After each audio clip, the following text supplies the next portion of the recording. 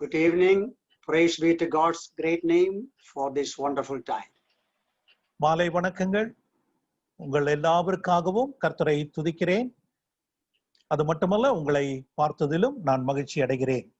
And I'm so happy that I could join with the assembly at Salem.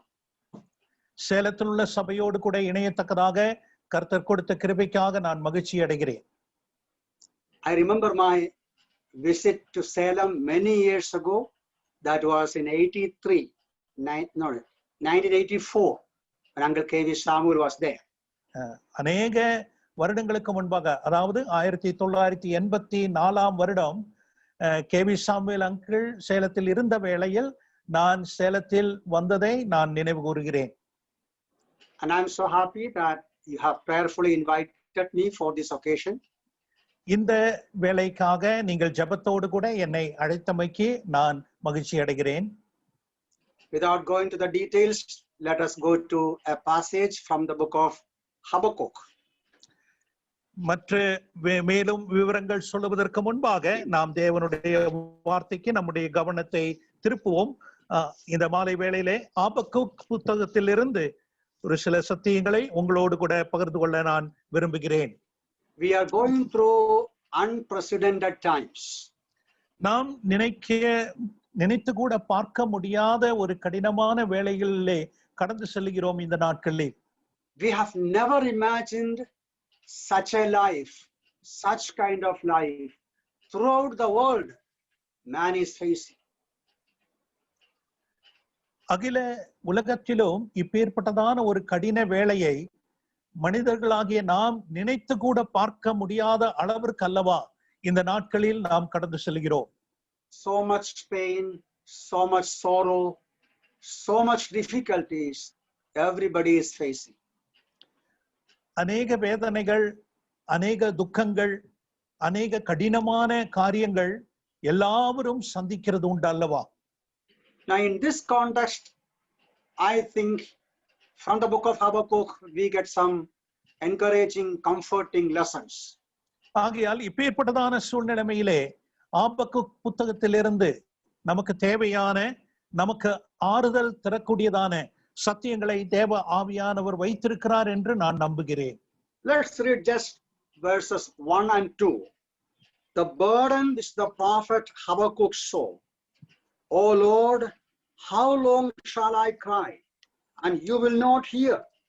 Even cry out to you violence, and you will not save. ஆபக்குக் புத்தகம் முதல் அதிகாரம் முதல் 2 வசனங்களை நான் வாசிக்கிறேன். ஆபக்குக் தீர்க்க தரிசன புத்தகம் முதல் அதிகாரம் முதல் 2 வசனங்கள். ஆபக்குக் என்னும் தீர்க்கதரிசி தரிசனமாய் கண்ட பாரம். கர்த்தாவே, நான் எதுவரைக்கும் உம்மை நோக்கி கூப்பிடுவேன்? நீர் கேளாமல் இருக்கிறீரா? கொடுமையின் நிமித்தம் நான் எதுவரைக்கும் உம்மை நோக்கி கூப்பிடுவேன்? நீர் ரட்சியாமல் இருக்கிறீரே. Habakkuk is presenting his own experience in this book. இந்த புத்தகத்திலே தன்னுடைய சொந்த அனுபவத்தை தான் ஆபக்குக் விவரிக்கிறார். He was so much troubled and perplexed because of seeing the troubles everywhere.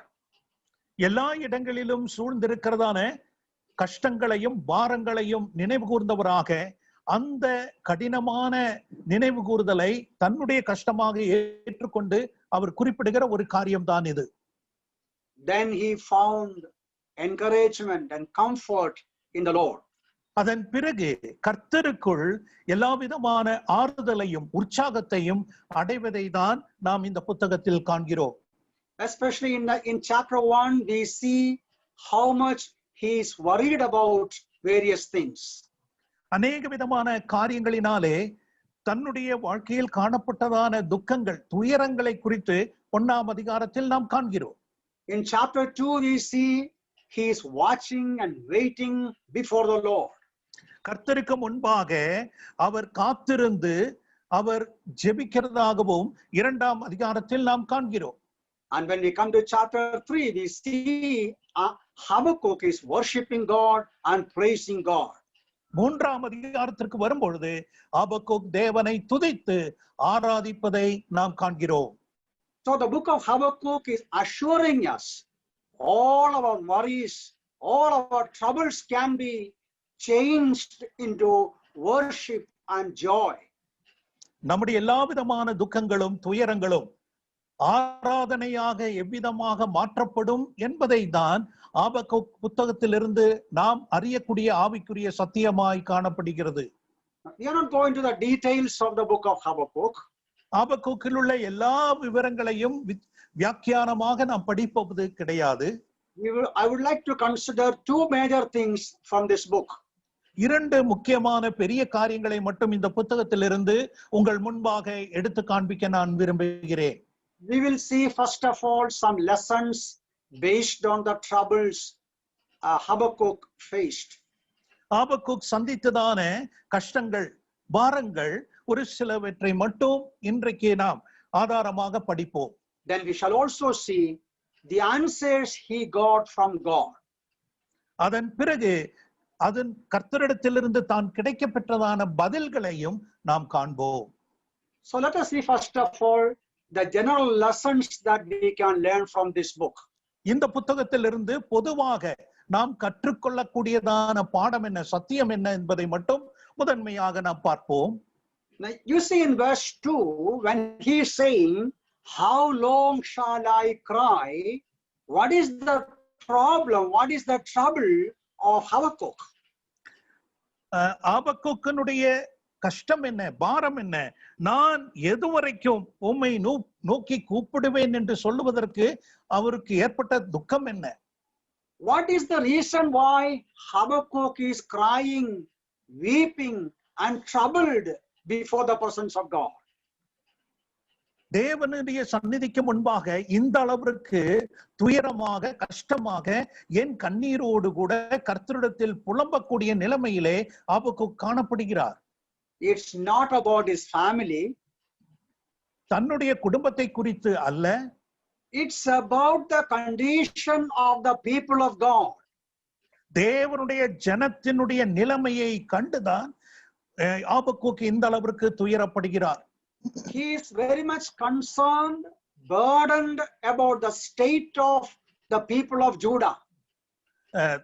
யூதா ஜனங்களுடைய அவர்களுடைய நிலைமையை கண்டுகொண்டு அவர்களுடைய கஷ்டமான நிலைமையை கண்டுகொண்டுதான் இந்த அளவிற்கு ஆபக்கூக் துயரப்படுகிறார். He is crying before God and asking God, God, why are you silent? How long I am crying for the people of God? தேவனுக்கு முன்பாக அழுகையோடு கூட, ஆண்டவரே எவ்வளவு நாட்கள் நான் உமக்கு முன்பாக அழுக வேண்டும், உம்முடைய ஜனத்திற்காக நீர் இறங்க மாட்டீரோ என்ற நிலைமையில் அவர் துக்கம் கொண்ட நிலைமையில் காணப்படுகிறார். He saw the wicked people are flourishing, progressing, the righteous people are suffering. துன்மார்க்கமுள்ள ஜனங்கள் சுபிட்சமாக செழிப்போடு கூட வாழ்வதை அவர் கண்டுகொண்டு, தேவனுடைய ஜனங்களாகிய நீதிமான்கள் அவர்கள் பாடுபடுகிறார்கள், கஷ்டப்படுகிறார்கள் என்பதை ஆபக்கூக் கண்டுதான் இவ்விதமாக புலம்புகிறார். So here we have the first lesson. இங்கே முதலாவது பாடத்தை நாம் கற்றுக்கொள்கிறோம். Godly people will have a concern about the people of God. தெய்வ ஜனங்கள், தேவ பக்தி உள்ள ஜனங்கள் கர்த்தருடைய ஜனங்கள் மேல் உள்ள விசாரிப்பை கொண்டவர்களாக அவர்கள் காணப்படுகிறார்கள். Now we have many other examples also. வேறு சில எடுத்துக்காட்டுகளை நாம் வேதத்தில் காண்கிறோம். Psalm 74 we see the burden of Asaph. 74ஆம் சங்கீதத்திலே ஆசாப்பினுடைய பாரம் என்று நாம் 74ஆம் சங்கீதத்திலும் அவர் இவ்விதமாகவே குறிப்பிடுவதை நாம் கண்டிருக்கிறோம். If you read those verses, you will see how much pain, how much burden he had, looking at the very sad state of the people of Israel. அந்த சங்கீதத்தை நாம் படித்து பார்க்கிற வேளையில் இஸ்ரவேல் ஜனங்களுடைய பரிதாபகரமான நிலையை கண்டுகொண்டு எவ்வளவு துக்கத்தோடு கூட அவர் அந்த சங்கீதத்தில் குறிப்பிடுவதை நாம் அறிந்து கொள்ளலாம். Especially he is worried about, pained about the condition of the sanctuary, the temple of God. தேவனுடைய ஆலயம், அந்த பரிசுத்த ஆலயமானது எவ்வளவு பரிதாபத்திற்குரிய நிலைமையாய் காணப்படுகிறது என்கிற அந்த நிலைமையை கண்டுகொண்டுதான் அதிகமாக அவர் துக்கப்படுவதை நாம் அங்கே வாசிக்கிறோம். Now what I want to say here is, we need to see the problem, the painful, pathetic state of the church, the people of God, and we should be worried about it, concerned about it. நான் இங்கே சொல்ல விரும்புகிற சத்தியம் என்னவென்றால், தேவ பிள்ளைகளாகிய நாம் கர்த்தருடைய திருச்சபை, தேவனுடைய ஆலயத்தினுடைய நிலைமை எப்பேற்பட்டதாய் இருக்கிறது என்பதை கண்டுகொண்டு அது பரிதாபத்திற்குரிய நிலைமையாய் இருக்கும் என்றால் அதை குறித்து துக்கம் கொண்டவர்களாக நாம் காணப்பட வேண்டும். As I told you earlier, today we all are suffering. There is a possibility I may look at my own suffering. We need to see everybody is suffering. நான் ஆரம்பத்தில் சொன்னது போல எல்லா இடங்களிலும் நம்மை சுற்றிலும் பாடுகளும் கஷ்டங்களும் காணப்படுகின்றன. நான் துக்கம் அனுபவிக்கலாம், பாடுகள் அனுபவிக்கலாம், நீங்களும் பாடுகள் அனுபவிக்கலாம். நம்மை சுற்றிலும் எப்பொழுதும் இந்த துக்கமானது காணப்படும் என்பதில் சந்தேகம் இல்லை. We should not be indifferent. We should not be careless about the pain, the agony of the people of God. ஆனால் நாம் எந்த விதத்திலும் தேவனுடைய ஜனத்திற்கு காணப்படுகிறதான வேதனை, பாடுகள், கஷ்டத்தை குறித்து கண்டுகொண்டு நாம் வித்தியாசமான வேறுபாடான நிலைமையில் காணப்படக்கூடாது என்பதுதான். Apostle Paul is writing in his letter, above all the things I have burden, concern about all the local churches. அப்போஸ்தலனாகிய பவுல் தன்னுடைய நிருபத்தில் குறிப்பிடுகிறார், எல்லாவற்றுக்கும் மேலாக ஸ்தல சபையை குறித்ததான பாரம் என் மேல் விழுந்தது என்று அவர் எவ்வளவு பாரத்தோடு சொல்லுகிறார். Now another lesson we can notice from verse 2 itself. இன்னொரு பாடம் அதே ஆபக்குக் 1ஆம் அதிகாரம் 2ஆம் வசனத்திலிருந்து நாம் கற்றுக்கொள்வது என்னவென்றால், when Habakkuk had a concern, burden, and he was troubled, what is his response? அவர் இப்பேற்பட்டதான பாடுகள், கஷ்டங்கள் தன்னுடைய வாழ்க்கையில் சம்பவித்த வேளையில் அவர் எந்த விதத்தில் அதற்கு பிரதிகாரமாக செய்தார் என்பதை நாம் அறிந்து கொள்ள வேண்டும். He went to God. He went to the presence of God and cried. அவர் செய்த காரியம் தேவ பிரசன்னத்திற்கு சென்றார், கர்த்தரிடத்தில் சென்று தன்னுடைய கண்ணீர் விடுகிறார். You see, the existence of evil and suffering is a problem for many people.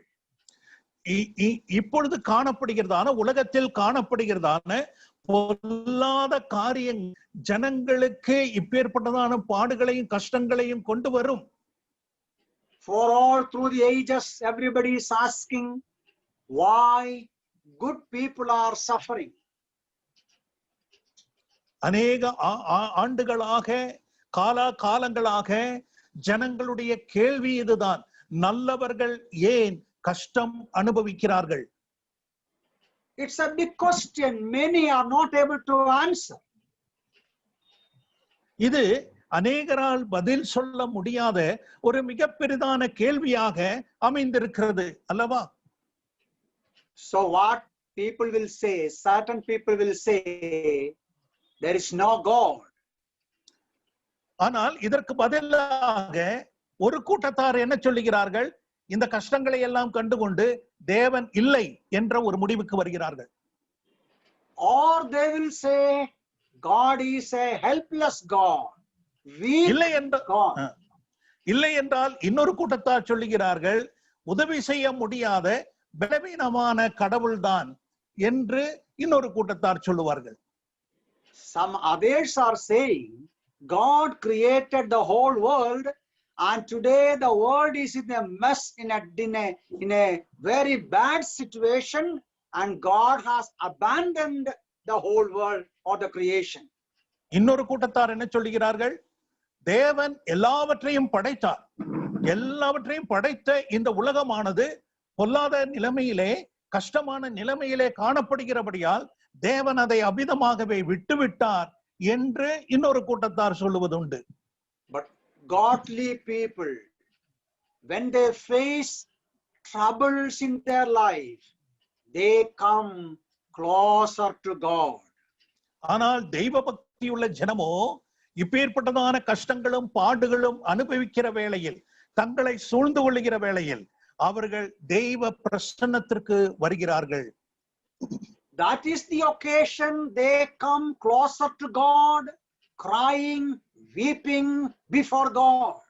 தேவ சமூகத்திலே அருகாமையில் வரக்கூடியதான சந்தர்ப்பமாக தேவன் இதை அனுமதித்துக் கொண்டு, அந்த சந்தர்ப்பத்தை தேவன் விரும்புகிறபடியால் அவர்கள் எல்லாவரும் கர்த்தரோடு கூட நெருங்கி கர்த்தருடைய சமூகத்தில் வருகிறதை தேவன் ஆனந்தமாய் காண்கிறார். You remember in Psalm 73, Asaph had similar problem. 73ஆம் சங்கீதத்திலே ஆசாப்புக்கும் இப்பேற்பட்டதான பிரச்சனை காணப்பட்டது. He could not understand how the wicked is progressing. பொல்லாதவர்கள் எவ்விதமாக அவர்கள் முன்னேறுகிறார்கள், தங்களுடைய வாழ்க்கையில் அவர்கள் ஜெயம் கொண்ட நிலைமையிலே காணப்படுகிறார்கள் என்பதை அவரால் புரிந்து கொள்ள முடியவில்லை. Second lesson that I would like to draw your attention to is that, in the time of trouble, Habakkuk is going to the presence of God and crying. ஆகையால் இரண்டாவது பாடமாக நாம் கற்றுக்கொண்ட ஒரு காரியம், தன்னுடைய வாழ்க்கையில் ஏற்பட்டதான கடினமான சூழ்நிலைமையில் ஆபக்கூக் தேவ பிரசன்னத்திற்கு சென்று அங்கே அழுகிறதை காண்கிறோம். So that is the blessed privilege of a born again child of God. அதுதான் ஒரு மறுபடியும் ஜனிப்பிக்கப்பட்ட, மறுபடியும் பிறந்த ஒரு தேவ பிள்ளையினுடைய அனுபவம் என்பதை நாம் மறந்துவிடக் கூடாது. Whatever pain we have, whatever anxiety or whatever burden we have, we can go to the Lord and share it before Him. நமக்கு எப்பேற்பட்டதான வேதனை வந்தாலும், எப்பேற்பட்டதான கரிசனையான தேவையுள்ள காரியங்கள், துக்ககரமான காரியங்கள் வந்தாலும், கஷ்டமான நிலைமை வந்தாலும், நமக்கு ஒரு இடம் உண்டு. அது கர்த்தருடைய பிரசன்னம் மட்டுமே. அங்கு சென்று நாம் ஆறுதல் அடைந்து கொள்ளலாம். You see, repeatedly Habakkuk is questioning God. மறுபடியுமாக தேவனிடத்தில் ஆபக்கூக் வினாவுவதை நாம் இந்த புத்தகத்தில் காணலாம். That is something we have to remember. நாம் அதை ஞாபகத்தில் கொள்ள வேண்டும், நினைவில் கொள்ள வேண்டிய ஒரு காரியமாய் இருக்கிறது. There is no problem in sharing our burden, our confusion with God. நம்முடைய பாரங்களையோ, நம்முடைய வாழ்க்கையில் உள்ள குழப்பங்களையோ கர்த்தரோடு கூட பகிர்ந்து கொள்வதில் எந்த விதமான பிரச்சனையும் இல்லை, அது தவறு இல்லை. Now, quite often, all of us, we keep our pain, our feeling inside. அநேக முறை நம்முடைய வேதனைகள், நம்முடைய பாரங்களை நமக்குள்ளாகவே வைத்துக் கொண்டவர்களாக நாம் இருக்கிறோம் அல்லவா? When we meet each other, we just simply show a face or we speak in such a way that we have no problem.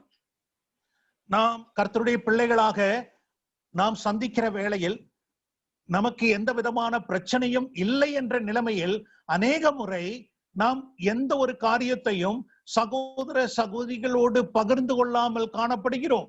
That's okay, that's not bad. But when we come before God, let us open our heart. Let us pour our heart before the Lord. Whatever doubts, whatever pain, feelings we have. அது ஒரு விதத்தில் தவறில்லை என்றாலும், ஆனால் கர்த்தரிடம் அவ்விதமாய் இருக்கக்கூடாது. நம்முடைய எல்லா விதமான வேதனைகளையும், நம்முடைய வாழ்க்கையில் உள்ள பாரங்களையும் கஷ்டங்களையும் கர்த்தரிடத்தில் திறந்த நிலைமையில் நாம் அறிக்கை செய்து அவரிடத்தில் வினாவ வேண்டியவர்களாக காணப்படுகிறோம். That's why Apostle Paul is writing to Philippians chapter 4 verse 6. Be anxious for nothing. Share your burden in everything by prayer and supplication present, make known your request to God. ஆகையால் தான் அப்போஸ்தலனாகிய பவுல் பிலிப்பியருக்கு எழுதின நிருபம் 4ஆம் அதிகாரத்தில் அவர் குறிப்பிடுகிற காரியம், நீங்கள் ஒன்றுக்கும் கவலைப்படாமல் உங்களுடைய தேவைகளை எல்லாம் ஸ்தோத்திரத்தோடு கூடிய ஜெபத்தோடு கூட கர்த்தரிடத்தில் தெரியப்படுத்துங்கள் என்று குறிப்பிடுகிறாரே. Then the peace of God that passeth all understanding will guard our hearts. அப்பொழுது எல்லா புத்திக்கும் மேலான தேவ சமாதானம் உங்கள் இருதயத்தை காத்துக்கொள்ளும் என்று குறிப்பிடுகிறார். So in the time of trouble, reaching closer to God is the evidence of genuine faith. ஆகையால் துக்க வேளையில், கஷ்ட வேளையில் கர்த்தருடைய சமூகத்திலே விசுவாசத்தோடு கூட நாம் சொல்லுகிறோம் என்றால் அது நம்முடைய வாழ்க்கையில் கொண்டிருக்கிறதான உண்மையான நேர்மையான விசுவாசத்தினுடைய ஒரு அறிகுறியாய் காணப்படுகிறது. Now you remember in the parable of the sower and the seed, the Lord Jesus spoke about a group of people. ஆண்டவராகிய இயேசு கிறிஸ்துவானவர் விதை விதைக்கிறவரை குறித்ததான ஒரு உவமையை சொல்லும் பொழுது அதிலே ஒரு கூட்டம் ஜனங்களை குறித்து ஆண்டவர் குறிப்பிடுகிறாரே. That we see in Matthew's Gospel 30 verse 20 onwards. மத்தேயு 13ஆம் அதிகாரம் 20வது வசனத்திலிருந்து அவர் அதை குறிப்பிடுவதை நாம் அறிகிறோம். There we see certain people, they listen to God's word with all joy. அங்கே ஆண்டவர் குறிப்பிடும் பொழுது சந்தோஷத்தோடு கூட ஒரு சிலர் தேவனுடைய வார்த்தையை ஏற்றுக்கொள்வதாக குறிப்பிடுகிறார். There we see they are like stony places. அவர்கள் கல்லுள்ள இடங்களிலே, பாறை உள்ள இடங்களிலே விதைக்கப்பட்டவர்களாக காணப்படுகிறார்கள் என்று ஆண்டவர் குறிப்பிடுகிறார். Verse 21 says they have no roots. 21ஆம் வசனத்தில் ஆண்டவர் குறிப்பிடுகிற வேளையில் அவர்களுக்கு வேறில்லாதவர்களாய் காணப்படுகிறார்கள் என்று ஆண்டவர் குறிப்பிடுகிறார். So what happens when persecution, troubles come? What they do, they will go away. ஆகையால் அப்பேற்பட்டவர்கள் என்ன செய்கிறார்கள்? வசனத்தின் நிமித்தமாக உபத்திரவமும் துன்பமும் உண்டான உடனே அவர்கள் இடரல் அடைகிறவர்களாய் காணப்படுகிறார்கள் என்று குறிப்பிடுகிறார். So a true believer will face troubles in their life, difficulties in their life, joyfully and come closer to the presence of God. இப்பேற்பட்டதான கூட்டத்தார் இருந்த பொழுதிலும் ஒரு உண்மையான நேர்மையான ஒரு விசுவாசி என்று சொல்லும் பொழுது தன்னுடைய வாழ்க்கையில் துன்பமோ உத்திரவமோ பாடோ வருகிற வேளையில் சந்தோஷத்தோடு கூட கர்த்தருடைய சமூகத்தில் வருகிறவர்களாக தேவ பிரசன்னத்தை நாடுகிறவர்களாய் காணப்படுவார்கள். You remember that's why Psalmist says in Psalm 119, I had afflictions, it was good that I could learn much more. ஆகையால் தான் 119ஆம் சங்கீதத்தில் சங்கீதக்காரன் சொல்லுகிறார், நான் உபத்திரவப்பட்டது எனக்கு நல்லதாயிற்று, அதன் மூலமாக நான் இன்னும் அதிகமாய் கற்றுக்கொள்கிறேன்.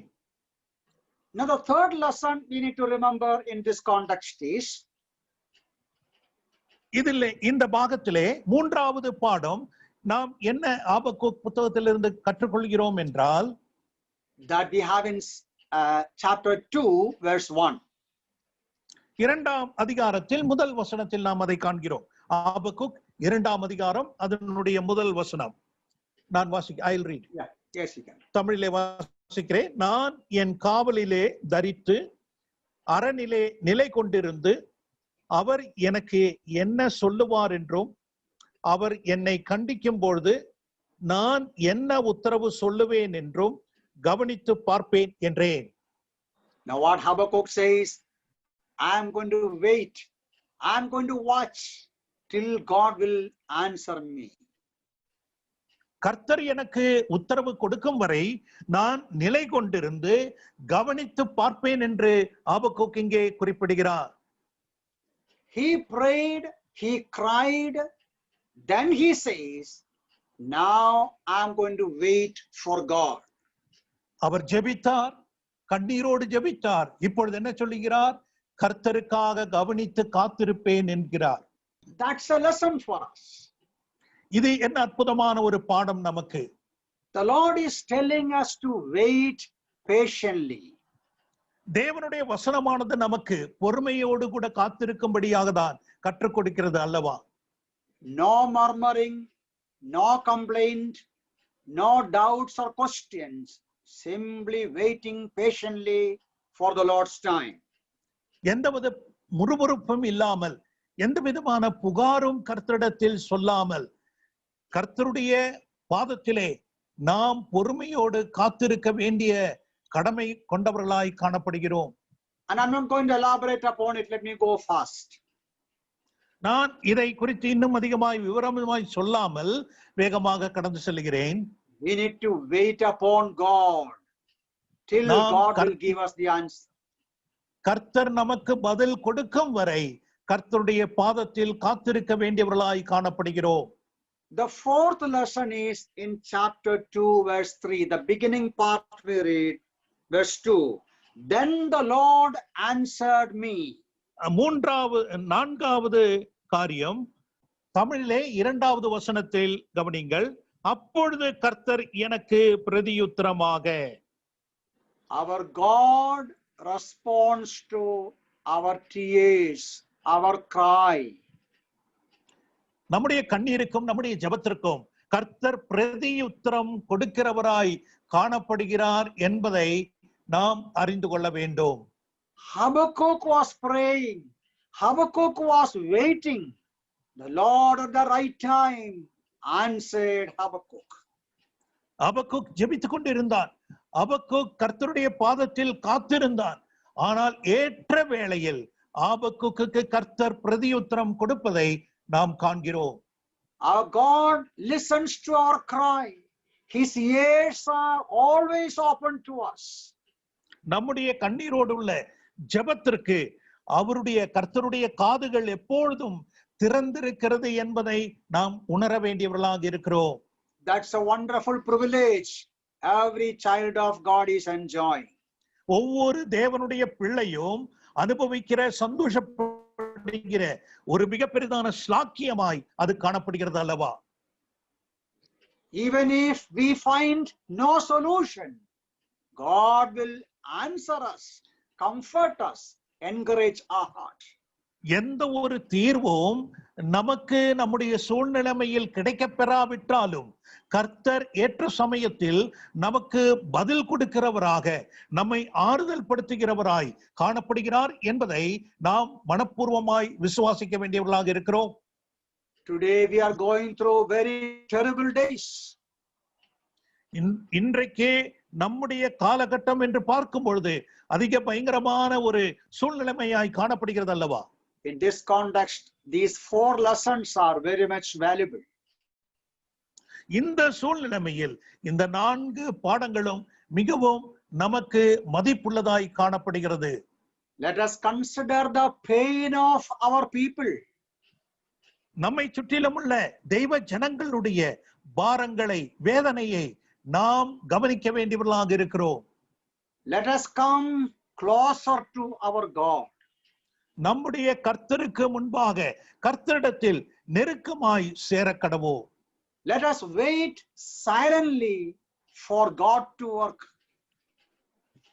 தேவன் பிரதியுத்தரம் நமக்கு கொடுக்கத்தக்கதாக நாம் பொறுமையோடு கூட கவனித்திருப்பது அவசியமாய் இருக்கிறது. At the right time, our God will answer us. ஏற்ற வேளையில் நமக்கு கர்த்தர் பிரதியுத்தரம் கொடுக்கிறவர் என்பதை தான் 2வது வசனத்தில் நாம் கண்டோம். Now we shall consider the answer God gave to Habakkuk. ஆபக்குக்கு கொடுத்த பிரதியுத்தரம் என்ன, பதில் என்ன என்பதை நாம் இப்பொழுது காணலாம். Now you see, in this book we see Habakkuk is questioning, God giving answers to Habakkuk. இந்த புத்தகத்திலே ஆபக்குக் ஆண்டவரிடத்தில், கர்த்தரிடத்தில் வினாவுவதையும் கர்த்தர் ஏற்ற பிரதியுத்தரம் கொடுப்பதையும் நாம் காண்கிறோம். There are 6 major things we can notice here. நாம் இதிலே கவனிப்போம் என்றால் 6 முக்கியமான காரியங்களை நாம் கவனிக்கலாம். Now tonight we may consider maybe 2 or 3. இன்றைக்கு 2 3 நேரத்திற்கு ஏற்ற விதமாக நாம் கவனிப்போம். Now, you see the first one, that is in verse 5 of chapter 1. முதல் அதிகாரத்தில் 5வது வசனத்தில் நாம் அதை காண்கிறோம். முதல் அதிகாரம் 5வது வசனத்தில். Yeah, you can read in Tamil. Sometimes it may differ in English to Tamil, so you just read it in English, which you want to point out, so that I can tell that. Yeah, okay. Verse 5.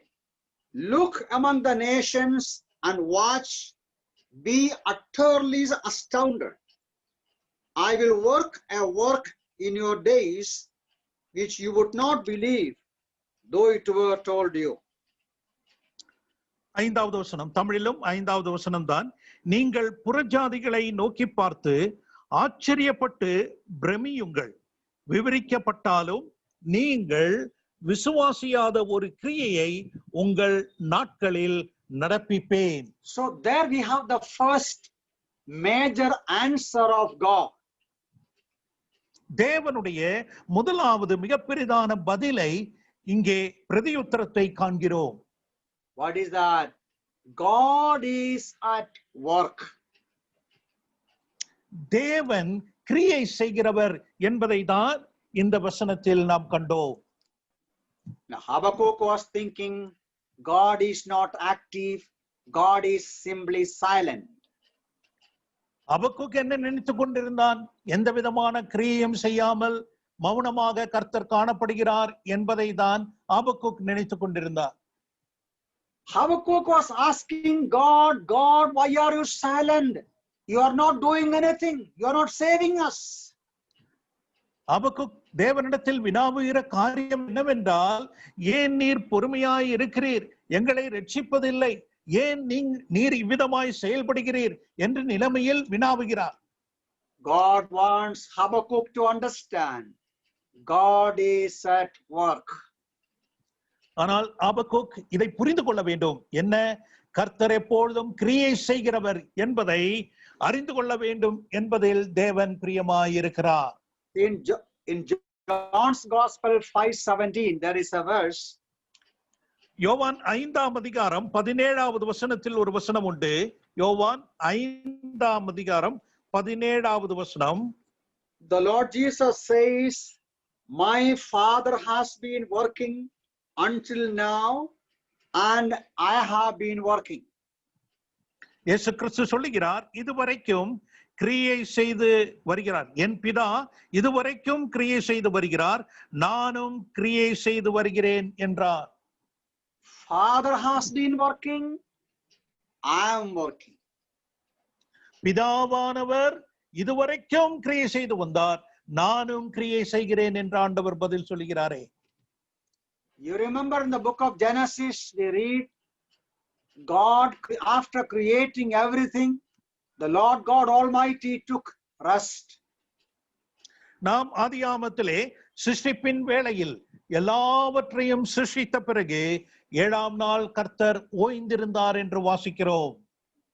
But when man fell in sin, or since the day of the man's fall, God began to work again. His work is continuing. ஆனால் மனிதன் பாவம் செய்த வேளையில், பாவத்தில் விழுந்த வேளையில், பாவம் உலகத்தில் மனிதன் மூலமாய் இவ்விதமாய் பிரவேசித்த பிறகு கர்த்தருடைய கிரியையானது தொடர்ந்து நடப்பித்துக் கொண்டு இருக்கிறார் என்பதை நாம் அறிந்து கொள்ள வேண்டும்.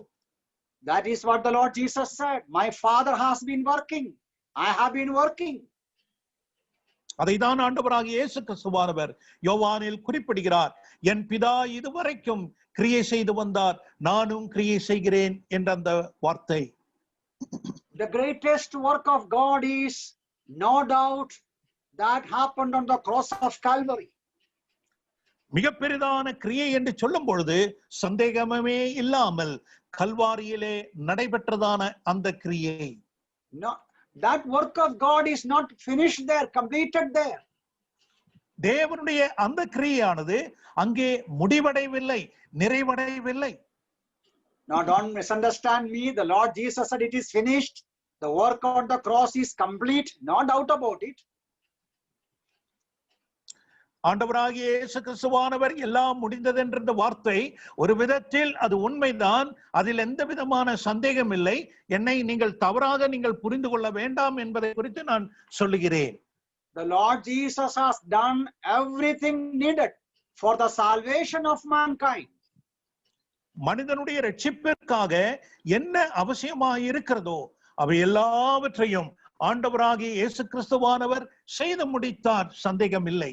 But the Bible says he continues to work. He is continuing his work. Philippians 1:6. ஆனால் வேதாகமம் சொல்லுவது என்னவென்றால் அவர் தம்முடைய கிரியையை தொடர்ந்து நடப்பிக்கிறார் என்பதை நாம் அறிந்து கொள்ள வேண்டும். In the book of Philippians chapter 1 verse 6 we read, he who has begun a good work, he will finish it, he will complete it till the day of Jesus Christ. பிலிப்பியர் 1ஆம் அதிகாரம் 5வது வசனத்தில் என்ன வாசிக்கிறோம்?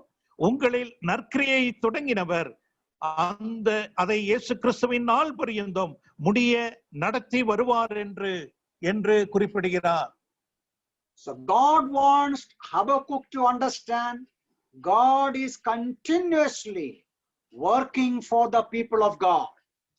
ஆபக்குக் இதை புரிந்து கொள்ள வேண்டும் என்று கர்த்தர் விரும்புகிற ஒரு காரியம் என்னவென்றால், தெய்வ ஜனத்திற்காக தேவன் எப்பொழுதும் கிரியை செய்து கொண்டிருக்கிறார் என்பதை அது புரிந்து கொள்ள வேண்டும், அறிந்து கொள்ள வேண்டும் என்று விரும்பினார். Now we read elsewhere, he doesn't sleep, he doesn't slumber, he is not tired after working for us. நமக்காக கிரியை செய்கிற தேவனானவர் உறங்குவதும் இல்லை, தூங்குவதும் இல்லை, இளைப்படைவதும் இல்லை என்று நாம் வேதத்தில் வாசிக்கிறோமே. Now here in Habakkuk we see 2-3 things about the work of God. தேவனுடைய கிரியை குறித்து மேலும் சில காரியங்களை ஆபக்குக்கிலே நாம் காண்கிறோம். Notice that verse 5 again carefully. 5வது வசனத்தை நாம் மறுபடியும் கவனமாக பார்ப்போம். ஆபக்குக் 1ஆம் அதிகாரம் 5வது வசனம். The Lord says, you will not believe even if I tell you what I am working about. உங்கள் நாட்களிலே நடப்பிக்கிற கிரியை குறித்து நீங்கள் விசுவாசியாமல் என்ற அந்த வார்த்தையை குறித்து தேவன் சொல்லுகிறார். The work that I am doing, you will not understand, you will not believe. நான் செய்யக்கூடிய கிரியை, உங்களுடைய நாட்களில் செய்யக்கூடியதான கிரியை நீங்கள் விசுவாசியாமல் என்று கர்த்தர் குறிப்பிடுகிறார். That is one thing, God's work we cannot easily comprehend or understand. தேவனுடைய கிரியையை நம்மால் எளிதில் புரிந்து கொள்ள முடியாது, அறிந்து கொள்ள முடியாது. ஆகையால் தான் நீங்கள் விசுவாசியாத ஒரு கிரியையை உங்கள் நாட்களில் நடப்பிப்பேன் என்று குறிப்பிடுகிறார். Now what is that work that God is going to do? கர்த்தர் செய்யக்கூடியதான கிரியை என்ன, அந்த வேலை என்ன என்பதை காண்போம். That is in verse 6. 6ஆம் வசனத்தில் நாம் அதை காண்கிறோம். 1ஆம் அதிகாரம் 6வது வசனம். I am raising up the Chaldeans, a bitter, hasty nation. நான் கல்தேயர் என்னும் கொடிதும் வேகமுமான ஜாதியாரை எழுப்புவேன். God is enabling Babylonians to go forward. கர்த்தர் இங்கே பாபிலோனியர்களை முன்னேறி செல்லும்படியாக பயன்படுத்துகிறார். அவர்கள் அதில் ஈடுபடும்படியாக தேவன் அனுமதிக்கிறார் என்பதை காண வேண்டும். That means God is working for his people, and also God is actively engaged in the activities of the nations. கர்த்தருடைய ஜனங்களுக்காக, தெய்வ பிள்ளைகளுக்காக கர்த்தர் கிரியை நடப்பிக்கிறார் என்பதை இதன் மூலமாக அறிந்து கொள்ள வேண்டும். அதே சமயத்தில் உலக ஜனங்கள் மத்தியிலும் கர்த்தருடைய கிரியையானது காணப்படுகிறது என்பதை இந்த வசனத்தின் மூலமாக நாம் அறிந்து கொள்ள வேண்டிய சத்தியம். In the success and progress of Babylonians, there is a permission of God, control of God. பாபிலோனியர்களுடைய வெற்றிக்கும் முன்னேற்றத்திற்கும் தேவனுடைய கட்டுப்பாடு காணப்படுகிறது என்பதை இதன் மூலமாக நாம் அறிந்து கொள்ள வேண்டிய ஒரு சத்தியமாய் இருக்கிறது. This is something we see throughout the Bible. Our God is controlling the throne. Our God is the one who allows somebody to be the ruler, and then our God will remove them from the throne. நாம் வேதாகமத்தில் அநேக இடங்களிலே தேவன் தாமே எல்லாவற்றையும் கட்டுப்படுத்துகிறவராக, தலைமைத்துவம் செய்யும்படியாக, ஆளுகை செய்யும்படியாக, வழி நடத்தி செல்லும்படியாக தேவன் ஒரு நபரை நியமிக்கிறார். அதன் பிறகு அந்த நபரை மாற்றுகிறவராக சர்வ அதிகாரம் கொண்ட தேவன் என்பதை வெளிப்படுத்துவதை வேதத்தில் இருந்து நாம் காண்கிறோம். So that is the second fact that we need to understand about the work of God. தேவனுடைய கிரியை குறித்து இரண்டாவது நாம் அறிந்து கொள்ள வேண்டிய ஒரு சத்தியமாக அது காணப்படுகிறது.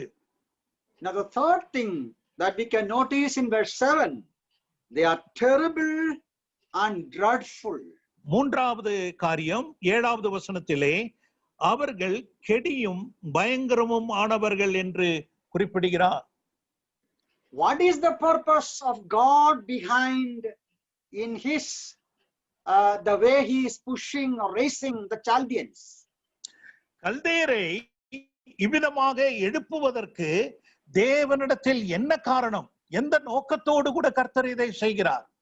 That is to attack the people of Judah.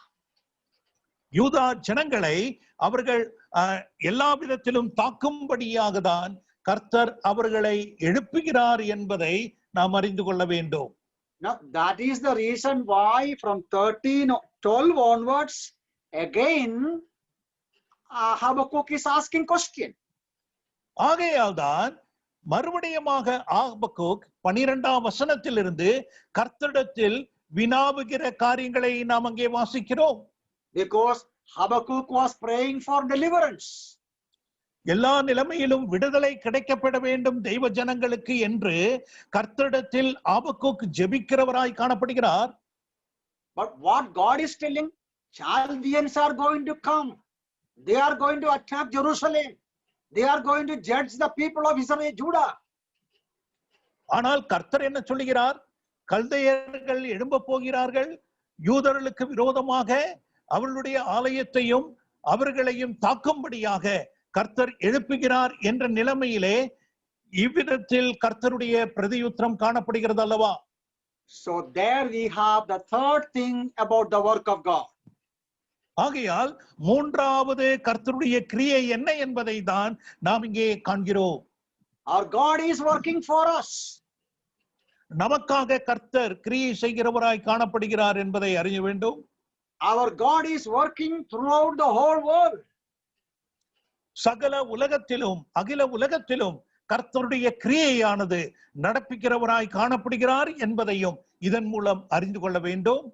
There is a possibility the work of God has to do with our judgment, our pain.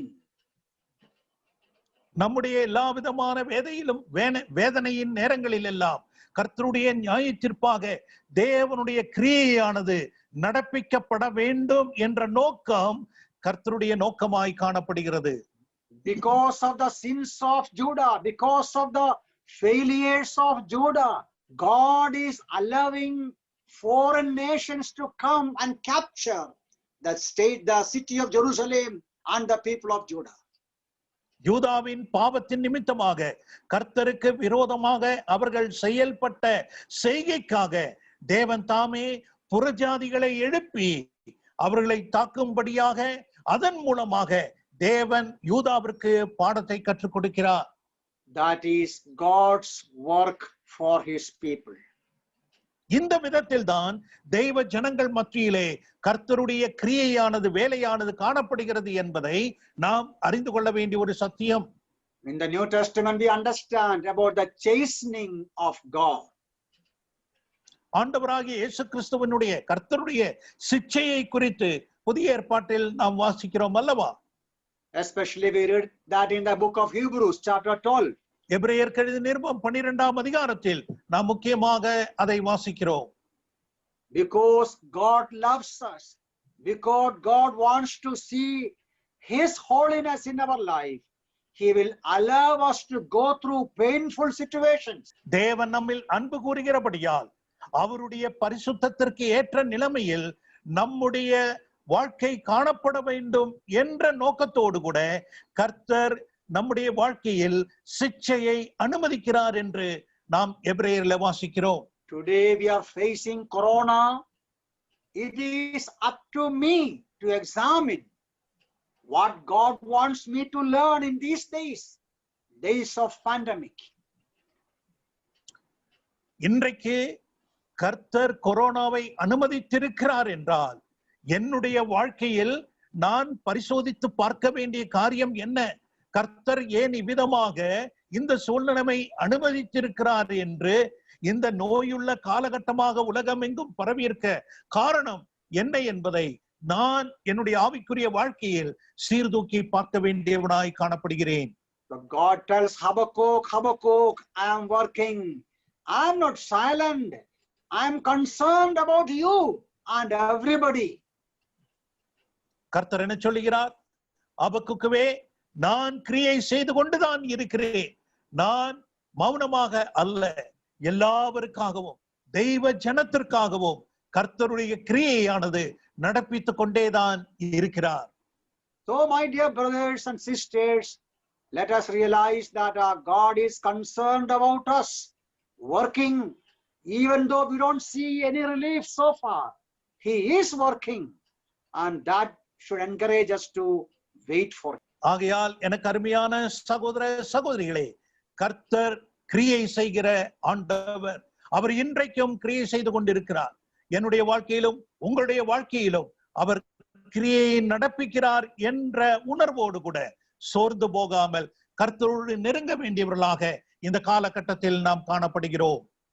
Let us consider very quickly the second answer also, very quickly. இரண்டாவது கர்த்தருடைய பிரதியுத்தரத்தை, பதிலை மிகவும் வேகமாக நாம் காண்போம். That is in chapter 2 verse 3. இரண்டாம் அதிகாரம், ஆபக்குக் இரண்டாம் அதிகாரம், அதனுடைய 3வது வசனத்தில் நாம் அதை காண்கிறோம். There we see the vision is yet for an appointed time. At the end it will speak. It will not lie.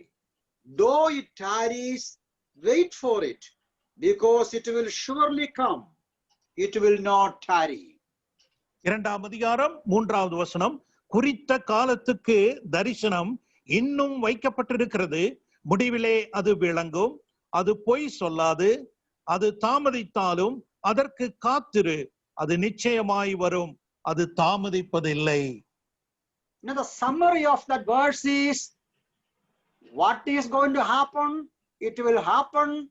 There will be no delay. At the right time, it will happen.